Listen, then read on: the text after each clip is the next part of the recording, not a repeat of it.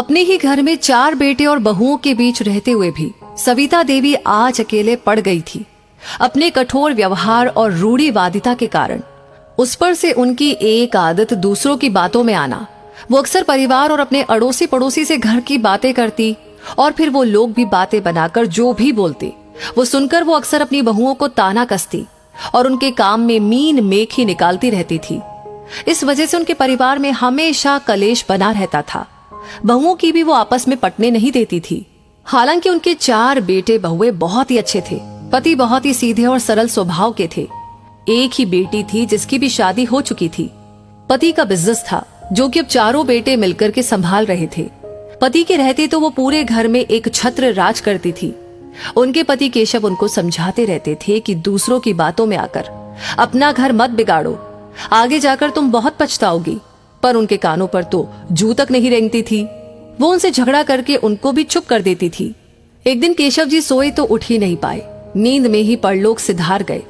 अब उनके जाने के बाद उनको उनके सगे संबंधियों और उनकी सहेलियों और पड़ोसियों ने उनको भड़काना शुरू किया और देखते ही देखते उनका घर और बिजनेस का बंटवारा हो गया। उनके बेटे नहीं चाहते हुए भी एक ही घर में अलग अलग रहने लगे। सविता देवी किसी के साथ नहीं रह पाई अपने व्यवहार के कारण, और उन्होंने अपना एक कमरा व गृहस्थी अलग कर ली। उनकी बेटी जब भी आती तब उनको बहुत समझाती, पर उनके कान इतने भरे हुए थे कि उनको कौन अपना कौन पराया समझ ही नहीं आता था। धीरे धीरे बेटी ने भी आना कम कर दिया था। इस तरह परिवार के बिखरने और टूटने के साथ उनके बिजनेस पर, जो कि बहुत ही फैला हुआ था, उस पर भी काफी फर्क पड़ गया था।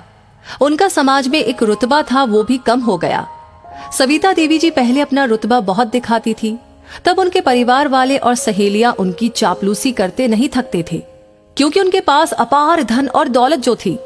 पर अब जो लोग दिन रात उनके आगे पीछे घूमते रहते थे, उन्होंने भी धीरे धीरे उनके पास आना कम कर दिया था।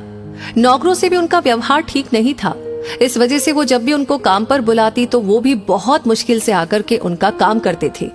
अब उनको अपनी हठ धर्मी और गलतियों का एहसास होने लगा था। पर अब क्या होता, बात तो बहुत बिगड़ चुकी थी। कोई भी अब उनके पास आता जाता नहीं था।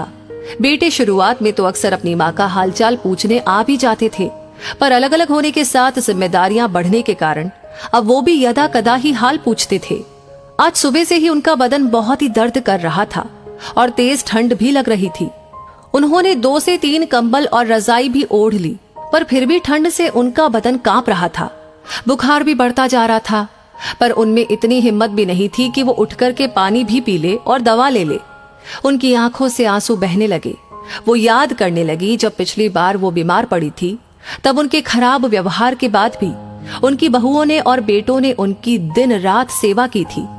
पूरे समय कोई ना कोई बेटा बहू उनके सिरहाने बैठे ही रहते थे। समय समय पर बुखार चेक करते व दवाइयां देते थे। बहुएं उनके हाथ पैर दबाती रहती थी। वो आज पछता रही थी कि वो इतनी बड़ी होकर भी अपने और परायों की परख नहीं कर पाई। अपने घमंड में ना ही उन्होंने अपने पति की बात सुनी, ना ही अपने बच्चों की, और आज ये हालात हो गए हैं कि आज उनका परिवार पूरा बिखर गया, सिर्फ उनके कारण। वो रोते रोते बेहोश होकर नीचे गिर पड़ी थी।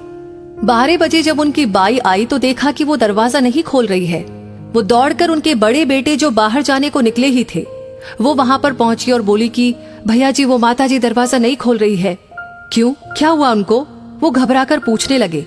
पता नहीं साहब, मैं तो बस अभी आई ही हूँ। अरे जल्दी चलो, ये कहकर उन्होंने अपने दूसरे भाइयों को भी आवाज दी।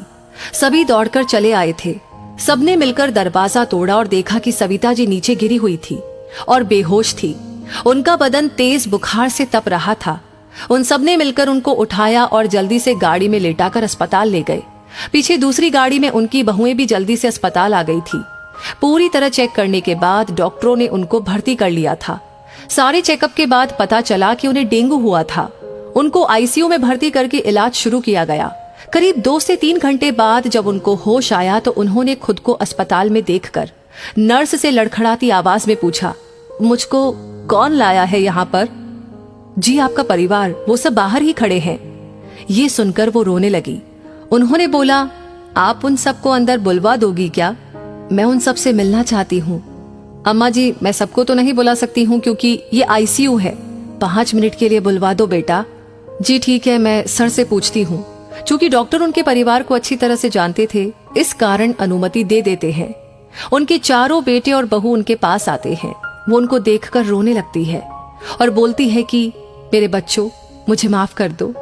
मैंने इतनी बड़ी होकर और मां होकर भी अपना कोई फर्ज पूरा नहीं किया। दूसरों की बातों में आकर अपना हरा भरा घर उजाड़ दिया। मैं बड़ी होकर भी अपनों की परख नहीं कर पाई, बस परायों की बात में आती रही। मुझको माफ कर दो बच्चों। उनके बेटों ने उनका हाथ पकड़ लिया। नहीं मां, आप अच्छी हो जाओ और बस आपका आशीर्वाद। अपना घर आंगन हम मिलकर फिर से हरा भरा कर लेंगे। आज उन सभी की आंखों में खुशी के आंसू थे। तो दोस्तों, इस कहानी, इस वीडियो से आपको क्या सीख मिलती है, कमेंट पे अपनी राय जरूर दें। इस वीडियो को ज्यादा से ज्यादा शेयर जरूर करें। आपका हर एक लाइक, हर एक शेयर हमें